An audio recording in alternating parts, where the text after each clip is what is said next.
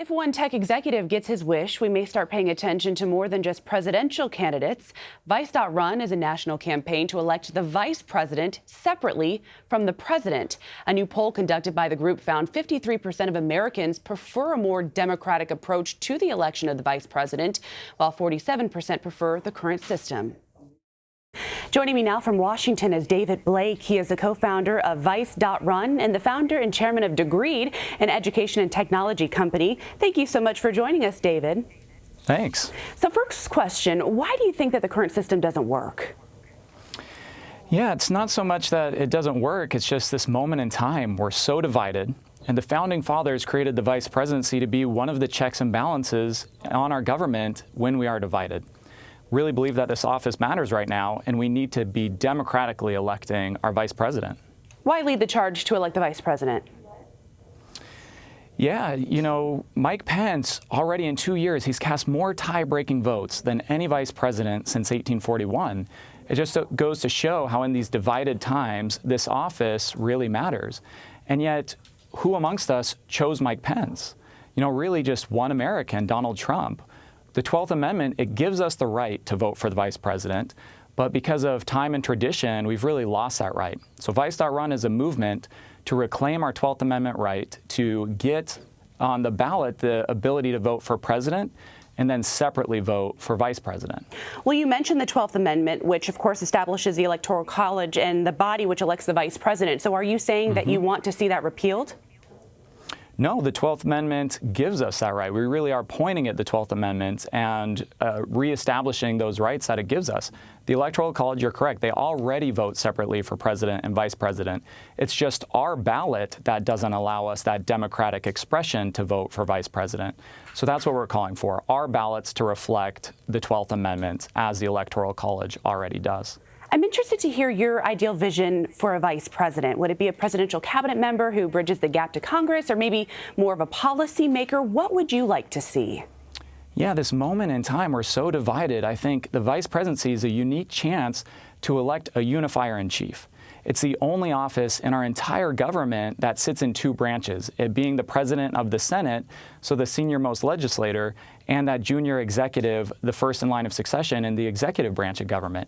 It's uniquely situated to be bringing us together, and that's really the call to action, is to reimagine this office as a domestic diplomat to help lead us forward in these divided times. I hear you kind of mention it. Do you believe that this can fix some of the problems we face as a democracy, or are you really hoping to break gridlock? Yeah, both. I mean, it's, the great thing about this is it's a solution hiding in plain sight.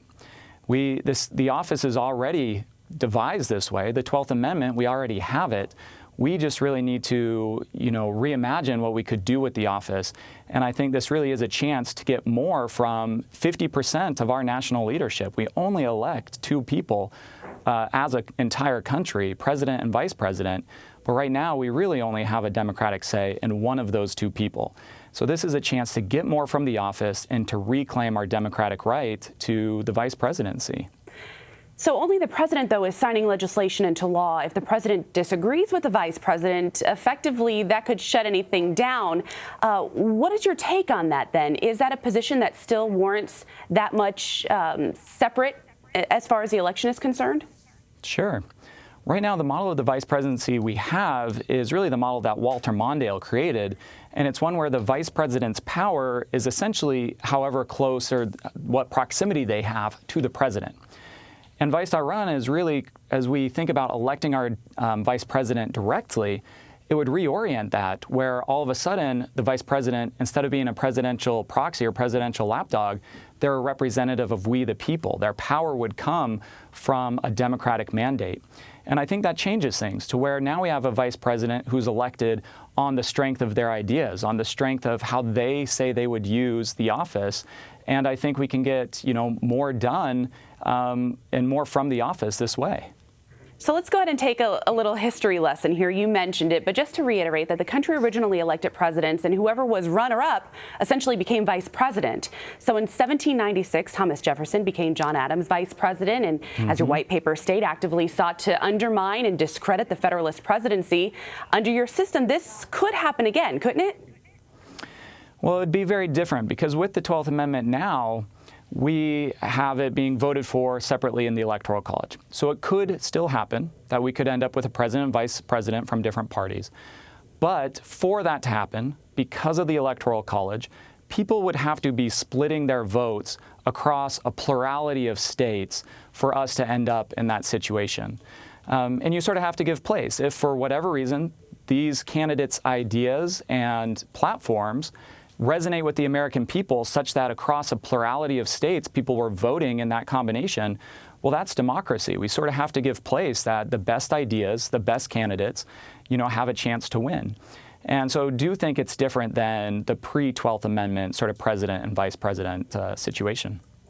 So that was looking backwards. Let's go ahead and take it forward. 53% of Americans you polled said that they would like to elect the vice president separately. What would voters be looking for in a vice presidential candidate versus the president? Yeah, we really hope that more democracy is that more candidates come in as they are able to seek this office directly.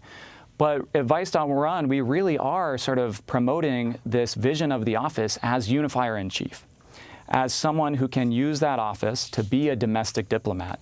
What we saw with Mike Pence at the beginning of the government shutdown, Nancy Pelosi, Chuck Schumer, and Donald Trump in the Oval Office arguing it out, and there's one person in that room. There was Mike Pence sitting in an armchair saying absolutely nothing.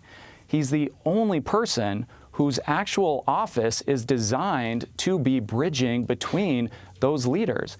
We are really calling for our vice president to do their job as the only office that's spanning legislative and executive branches to keep our government, moving forward so that we can be in the business of solving big problems together.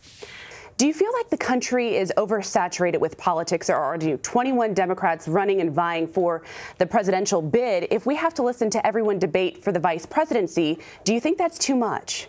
Yeah, the truth is a lot of those presidential candidates are really running for the vice presidency. They just don't have the swim lane to seek it directly. I think the American people are better off when we get to hear these candidates be able to give us their ideas and their platforms for the office and to choose directly. And no, I don't believe that we are, overwhelmed by democracy. Right now, I really believe that this is a moment in time where we need to use the offices and to reinfuse it with democracy and, to help meet this moment in time of we are so divided right now. This office can be part of the solution. And I think that's worthy of our time and attention. All right, David Blake, thank you for joining us. Really appreciate it.